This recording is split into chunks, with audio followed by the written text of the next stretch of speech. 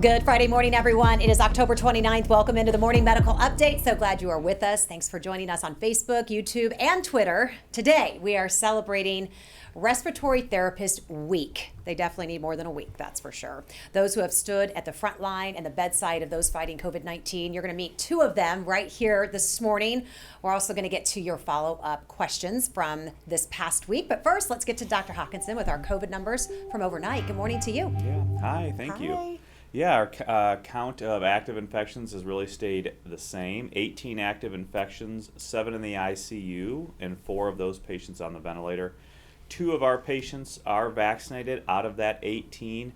One is, has age as a comorbidity, melanoma as well, so significant comorbidities as well. And then another patient is here positive, but also here for other reasons as well. We still have 27 in that recovery period, so a total of 45 right now. All right, thank you for that update. Guess what I have? I got to brag on you just a little bit.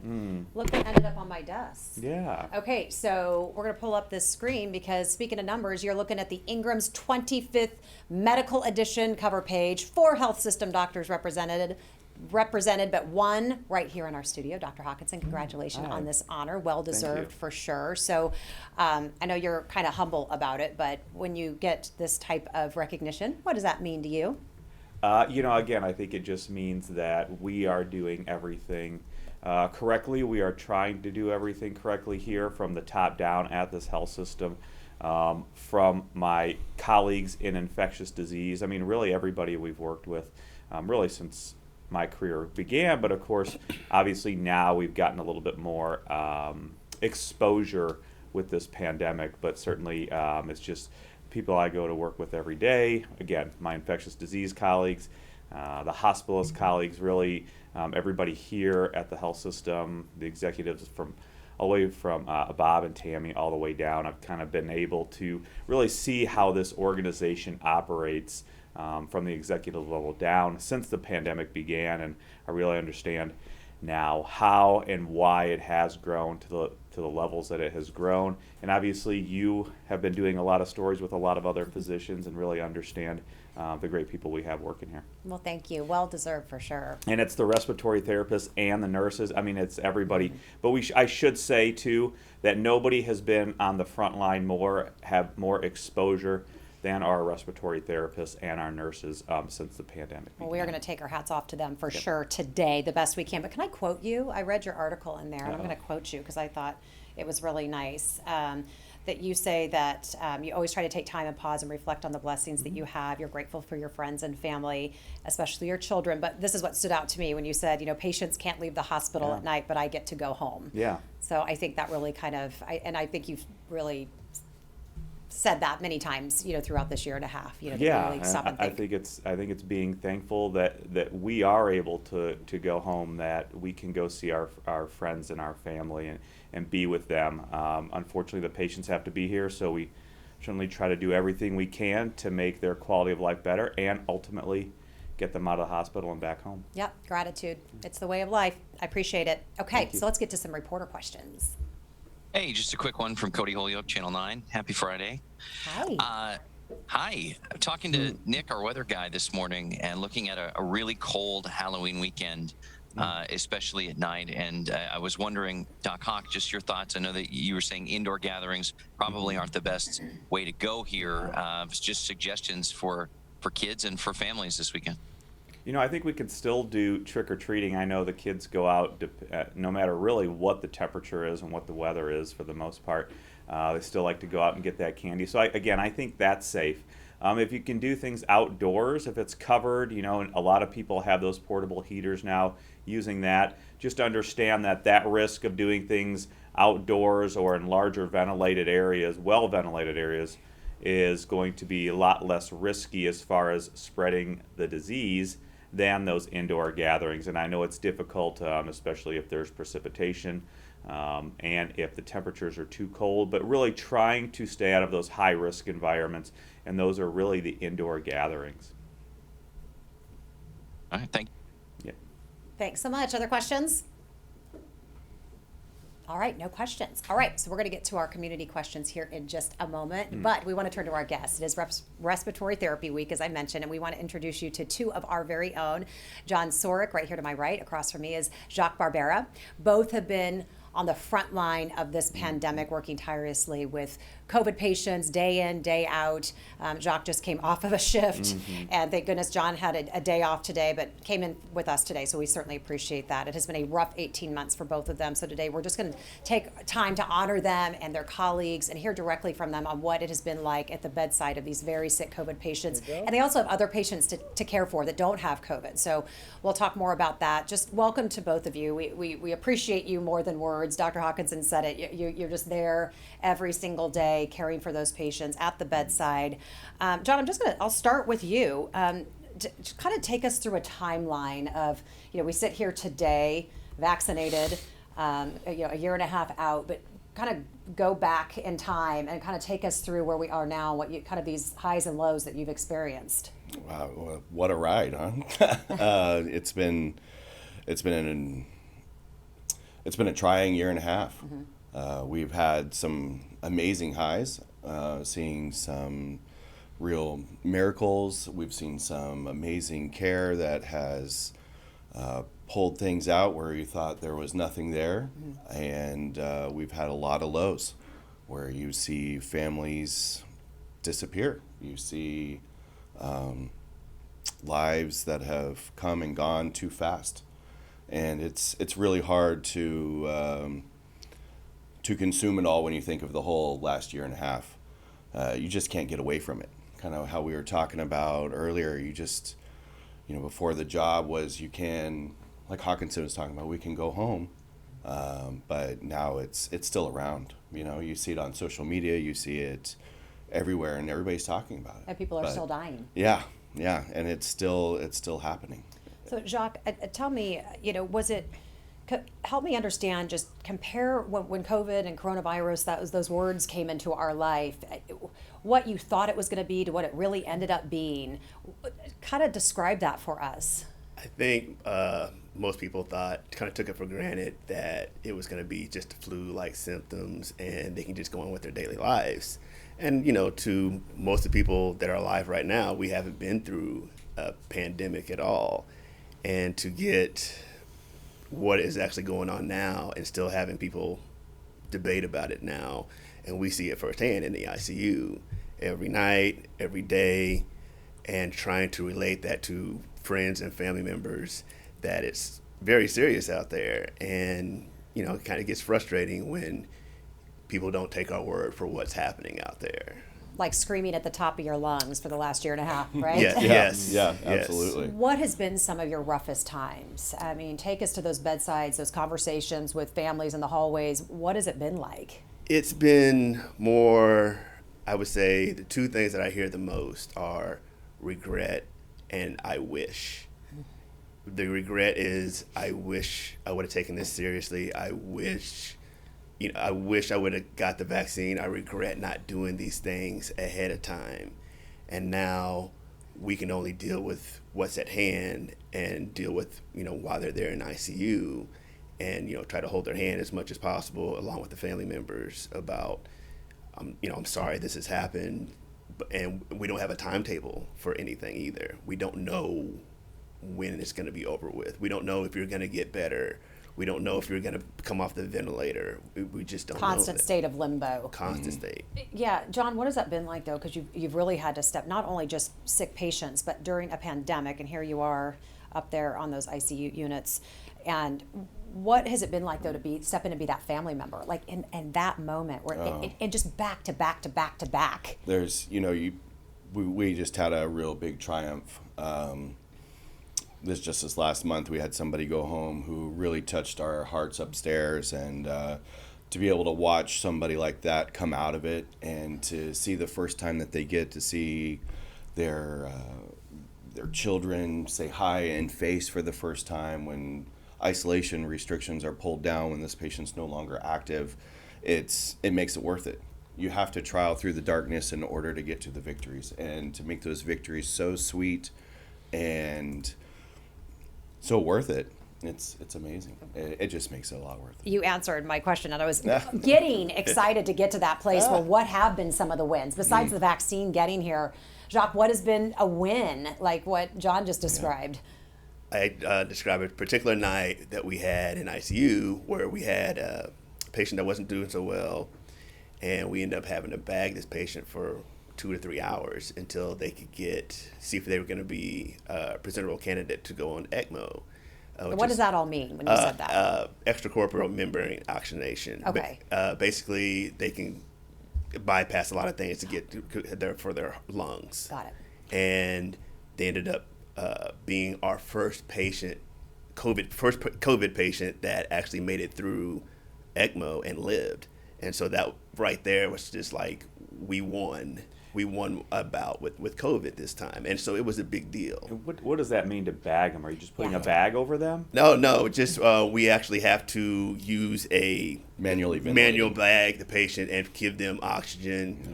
And because the ventilator wasn't providing enough ventilation and oxygenation for this patient to survive. So for 2 hours, you were manually keeping that person alive? Me and several of the nurses on 61. We just were doing taking that. turns. Just taking turns. Breathing for them. Breathing for them, yes. Manually. Yes. Wow. So I want to ask a couple of things. Well, first of all, something good that did happen over this time. This is, I think, one of the last times I saw you. Is you got a chance during all of this.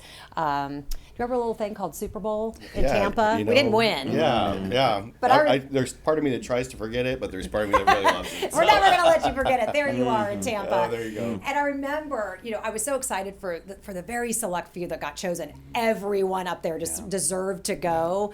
And I know that was really tough. But I remember every time I would talk to any of you about this experience, it was you felt this heavy weight to represent all of the people, all of your colleagues. What was that like? Just talk about that camaraderie that you all have felt and how you've leaned on each other through this whole year and a half. It's a family, it's a camaraderie, it's and I've never served, but I've used it in the past where it's a time of war where it's like a foxhole mentality, where you just get in and you have to rely on the person next to you and you have to trust them. And when you get into those isolation rooms, it's you and that person in there. You can't have a lot of people coming and going. So you are wearing multiple hats and you have to trust the person in there next to you and say, we're going to do this together and I'm on your side. Did it feel different than any other time you've worked with a medical team? This time was just different going through this pandemic. It was different. It was more, it was always team oriented, but I felt almost like an analogy where football or basketball, it's just, you play in all conditions. You used to play basketball. A while back. Did you play a little KU basketball? A while back. Not that long. Okay, so you know what it's like to work with a good team. Yeah, I mean, it was like that. And we just know each other so well now that we have that chemistry. And it didn't matter, from all the different ICU units that I worked at and all the nurses, all the respiratory therapists, we worked as a team. Yeah. And nobody knew we signed up for a pandemic when we signed up for it to be medical. We just did it. And, people ask us, how do you do it? And I'm like, we just do it. Yeah. That is just, that's what we do. Well, and when you signed up for this, and I think, and I want you to tell us a little bit about respiratory therapists and what they actually do in a normal state of being. But when you think about your respiratory therapist, we have a respiratory virus now. You are called to duty for sure. Tell people what your job is to help people get better. Because I think when we think of therapists, we think of physical therapy. Now we have respiratory therapy, but you are like the last line. Yeah. And you've been that with COVID. Yeah, and just kind of how you're thinking with therapy, with physical therapy, occupational therapy, well, that's exactly what we do is we focus on the lungs where we need to flip the patient, move them into what we call a prone position, where they're now on their stomach for 16 hours, and then we flip them back over and they're on their back for 8 hours. And we might do that for a week and a half, 2 weeks, just depends on how well that patient's showing. This is you proning. Yeah, this is, and it's all hands on deck. And you have chest tubes, you have a ET tube, which is the breathing tube, which is their lifeline.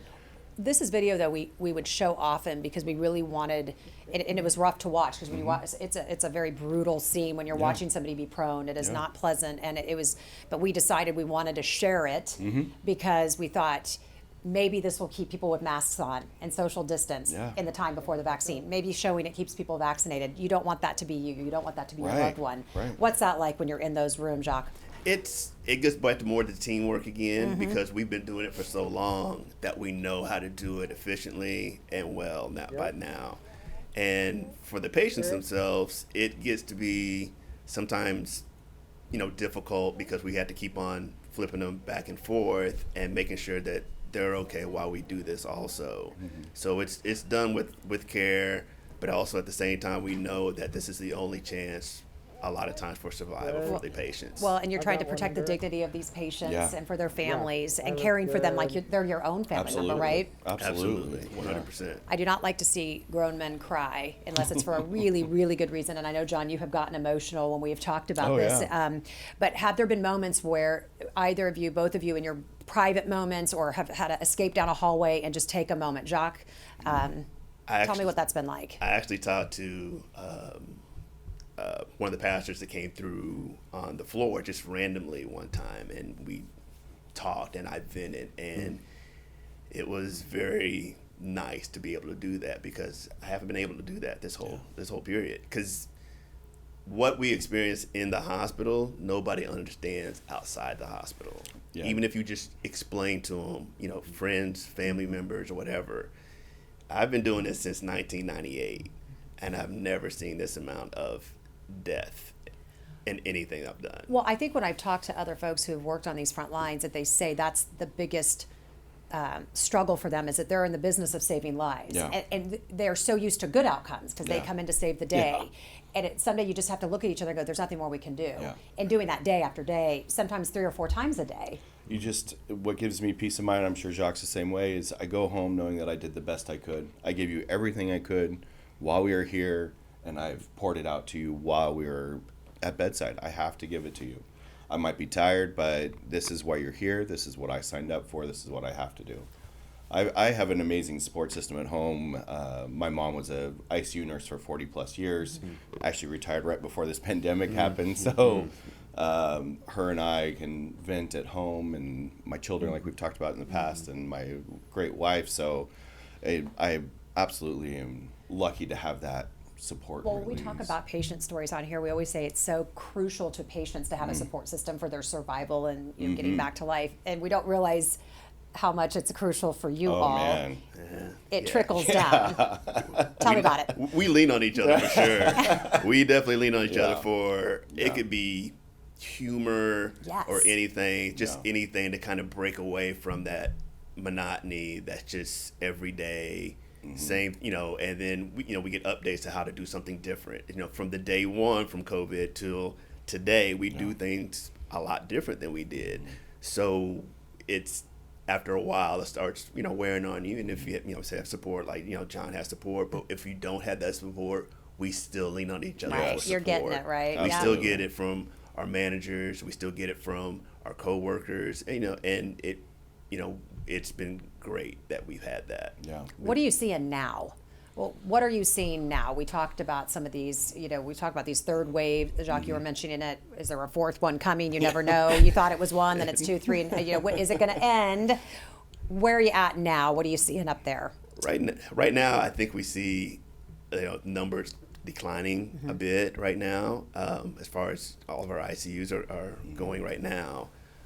We still do see a lot coming from rural areas. Is that the majority of people that we've seen coming from, like Western Kansas or, stuff like, just a lot of rural areas that we're seeing right now. John, what can you add to that? What are you seeing? Our primary ICU, our primary COVID ICU is still primary COVID ICU. So it's funny to go from, not funny, I guess, but to go from where we were in flux and say, now we only have one ICU of COVID, whereas a year and a half ago, this wasn't even a thing. Right.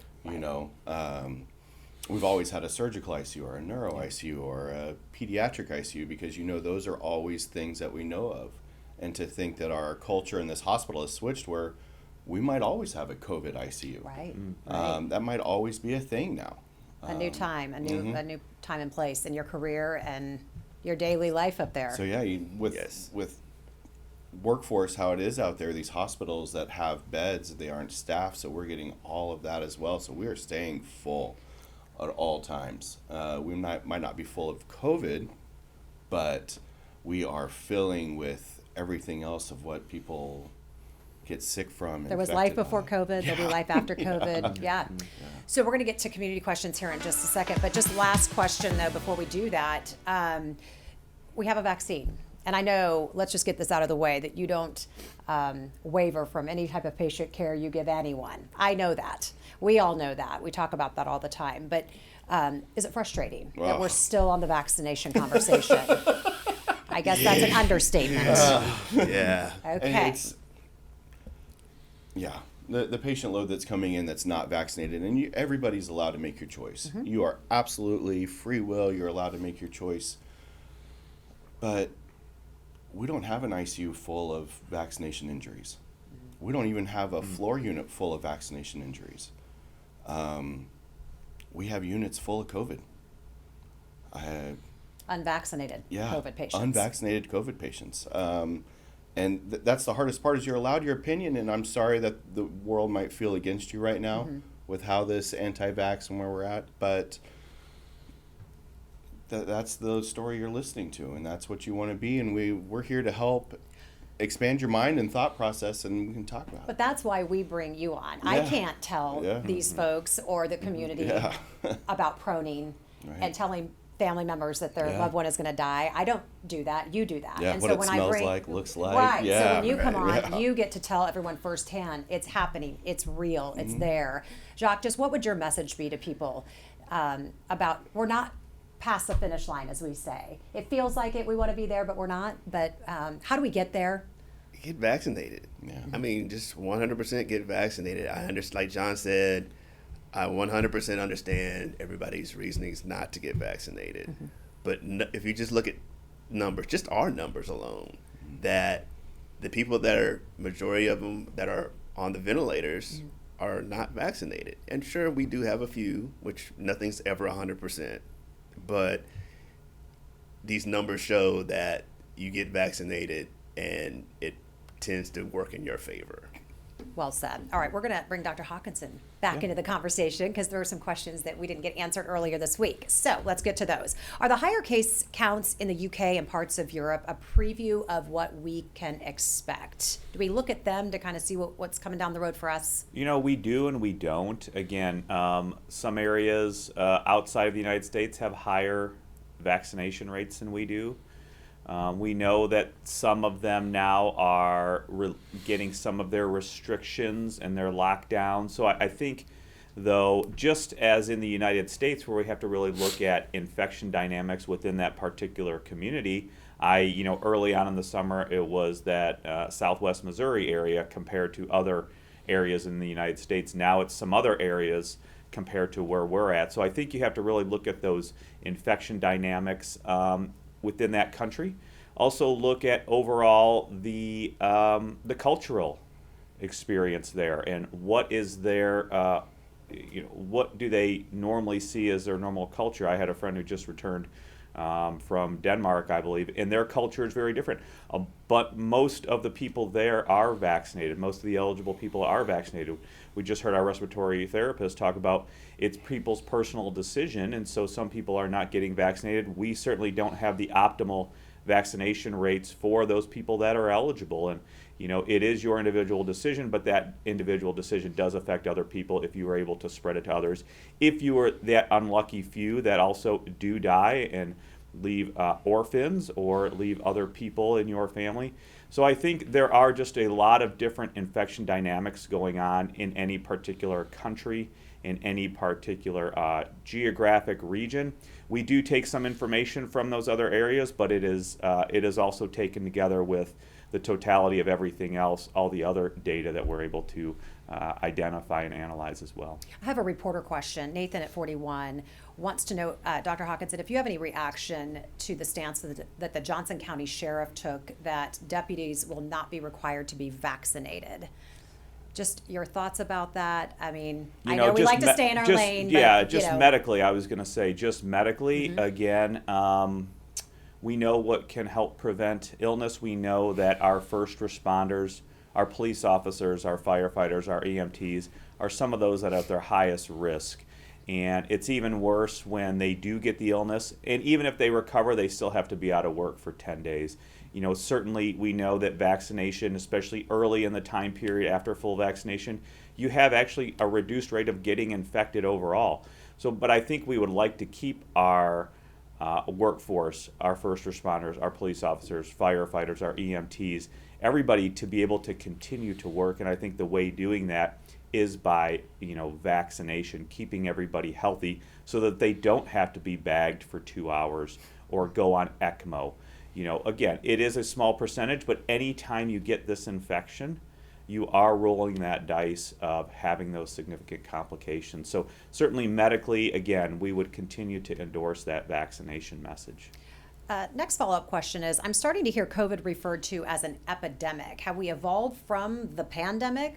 Does COVID now become just like the flu, something we just learned to manage? Yeah, I think it's probably just kind of interchangeable right now. We know that the virus is here. We know it's in just about every country. We know it's continuing to be a problem in some countries more than others.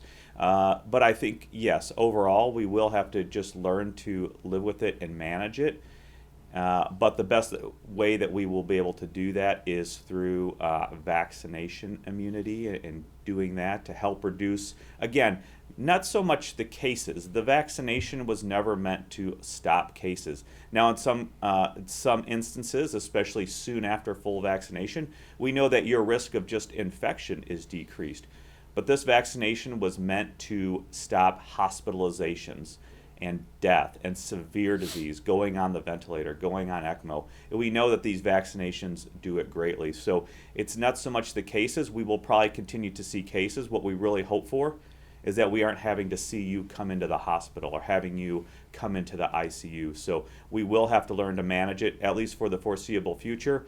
Ultimately, would we hope and think that maybe it gets to be like one of our other common cough and cold coronaviruses? Yes. But that remains to be seen, and I think that's still some years out. So right now, yes, we have to learn how to live with it, manage it. We know this is a new normal, and how are we going to best go about doing that? And that is by vaccination to increase your chance of staying out of the hospital and staying off the ventilator. I would imagine both of you look forward to the day when this is just like a flu. Oh, man. Yeah.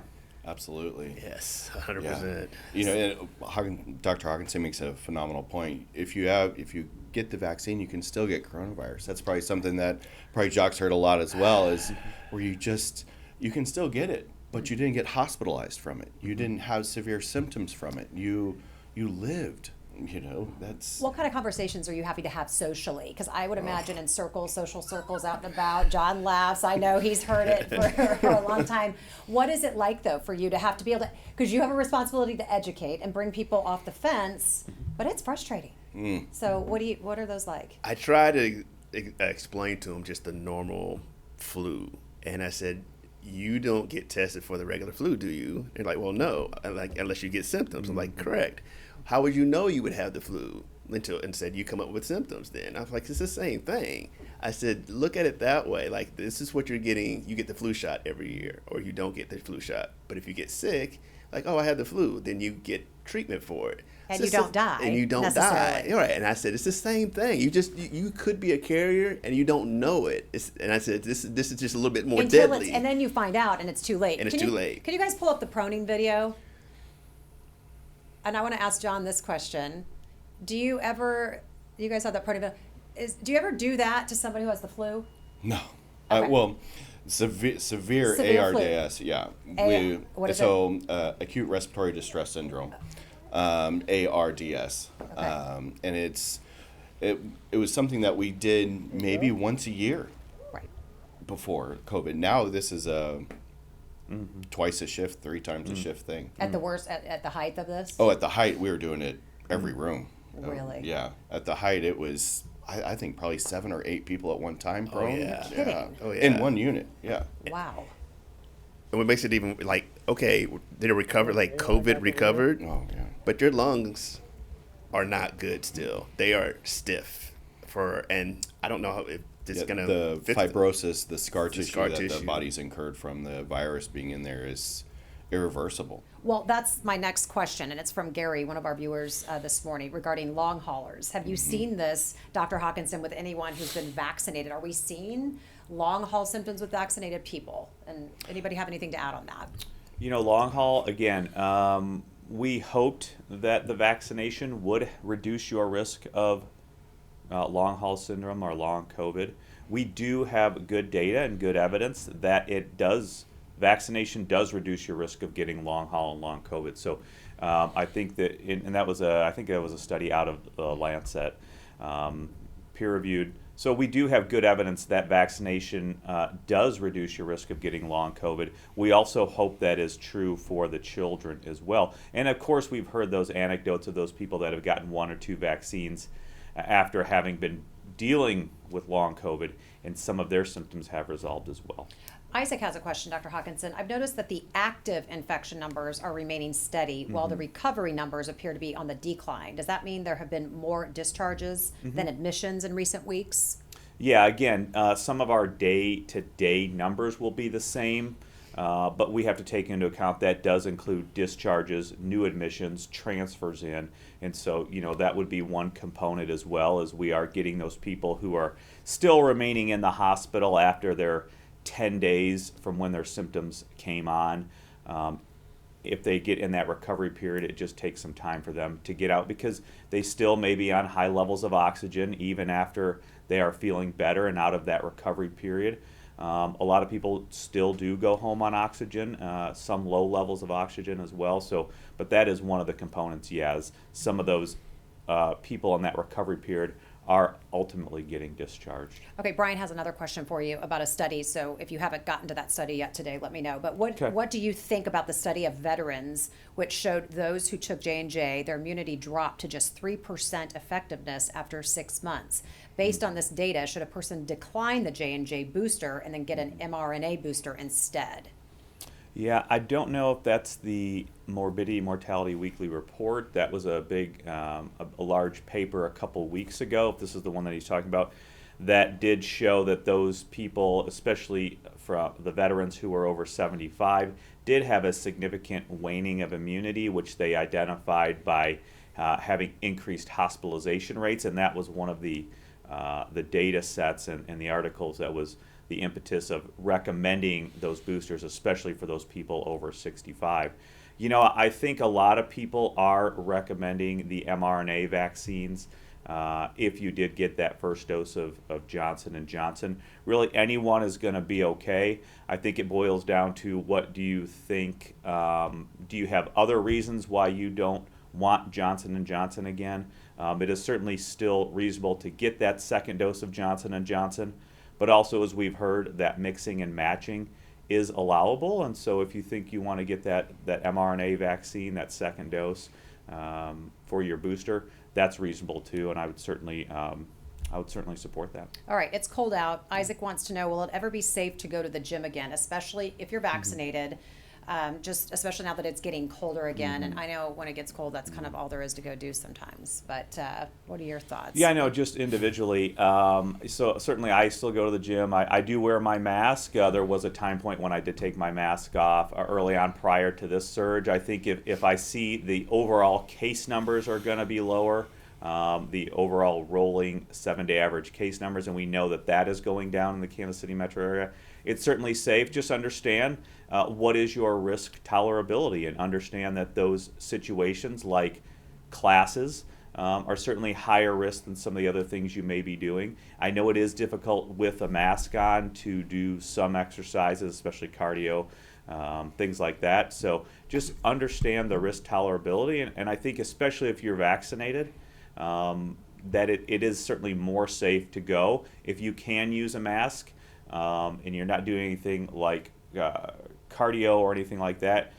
it should be safe as well. But we also know that overall health and activity is part of that overall health. So we need to just try to stay healthy as much as possible and do all those things that you can But I do think that going to the gym, especially if you're wearing a mask in those situations, should be something that you can do. All right. And exercise is healthy. Yeah. Stay healthy. All right. So Heather has a question, and Heather has been on our show before and is a long hauler. News has said that long haulers have seen improvements from taking antidepressants. So Dr. Hawkinson, I want to ask you about that in a second, but I want to ask our guests, just why do you think it's still, why is it so hard for people to realize that long haulers is not in people's heads? How can us long haulers get other people to let other people know that it's a real thing? So if you're lucky enough to get out of the ICU, then you're unlucky enough to be part of our long hauler clinic where people are still struggling after an entire year. That must have to be part of your conversations, whether inside the hospital or even out socially, is that if you get past the COVID, we still could have a host of issues going on. Yeah. And it's a real thing. Yes. I like to refer to it as, I'm sure Dr. Hawkinson would agree, is that we're going to see this long haulers kind of go into the category of 9/11 lung, where we had that post 9/11 respiratory fibrosis, huge hit from everything that they had inhaled during that terrorist attack.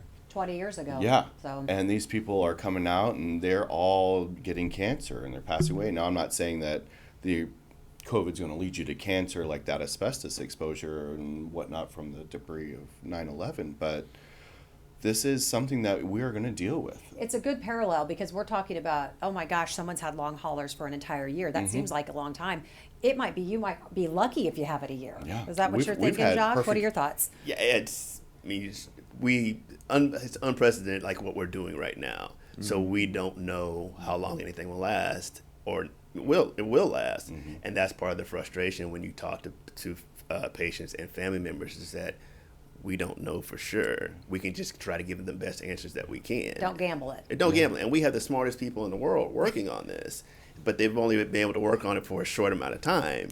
And so that's kind of the frustration. We only know what we know right now. Right.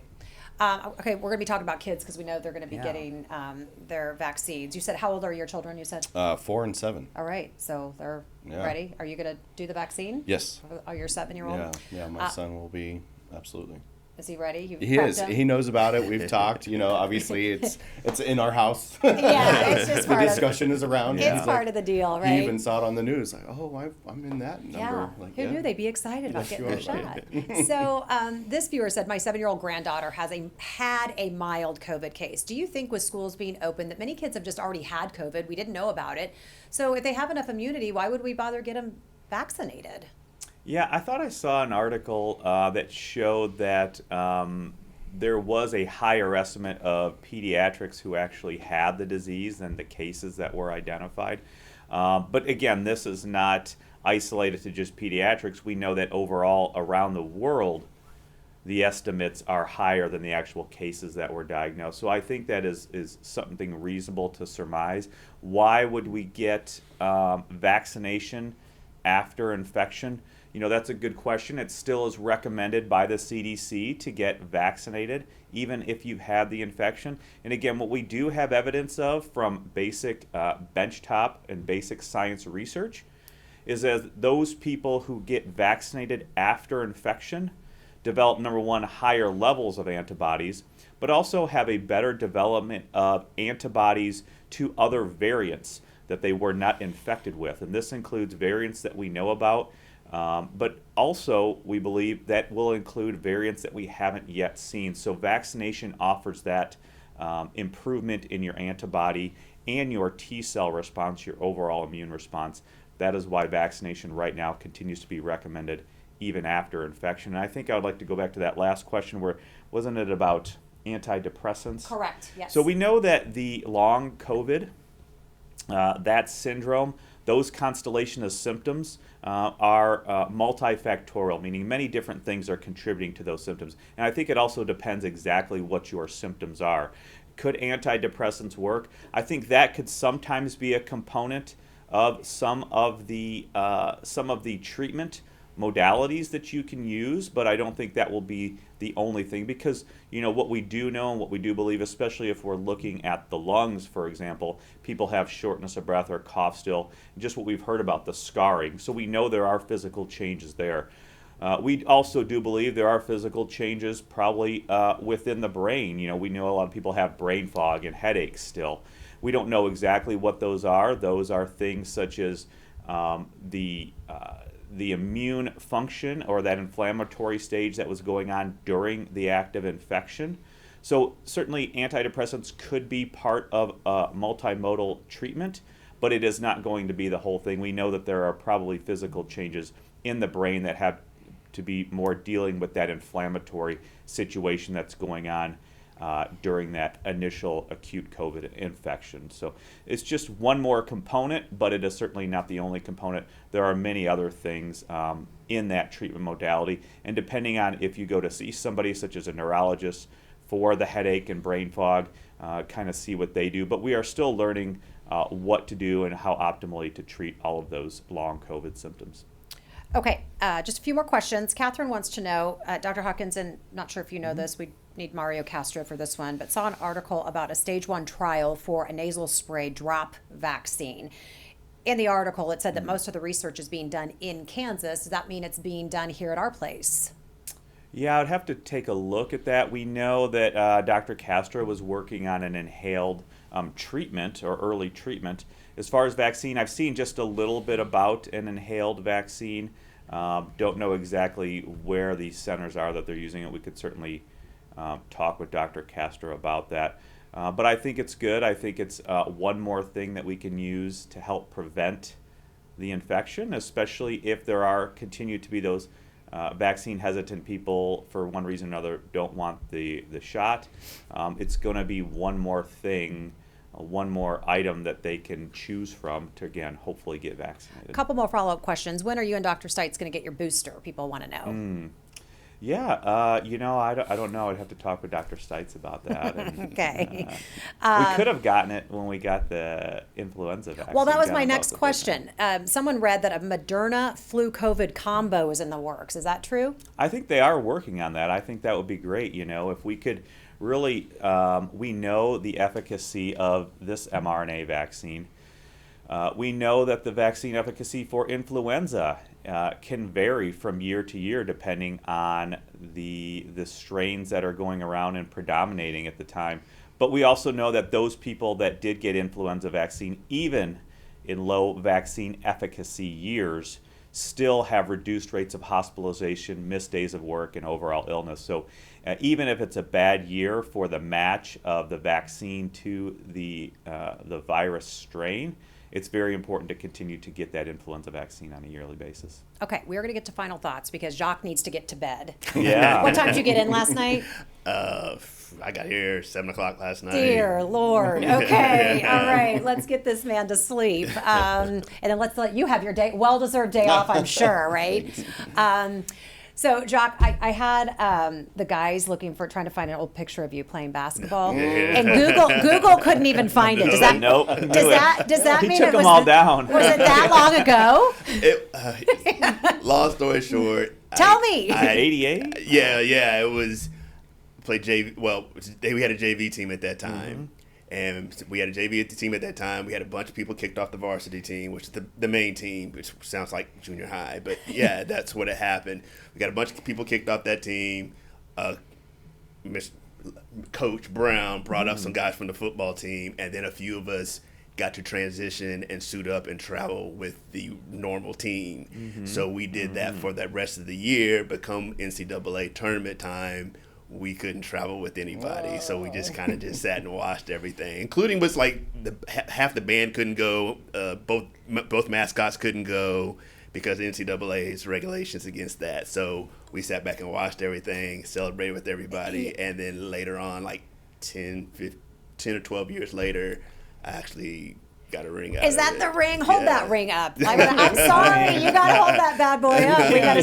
We gotta see it. So it's not like I'm not bragging or anything like that. No, I'm bragging on you. I was lucky. Well, and I appreciate you saying that. I know I was blessed, fortunate, lucky just to be a part of that moment. Right, and I said a long time ago.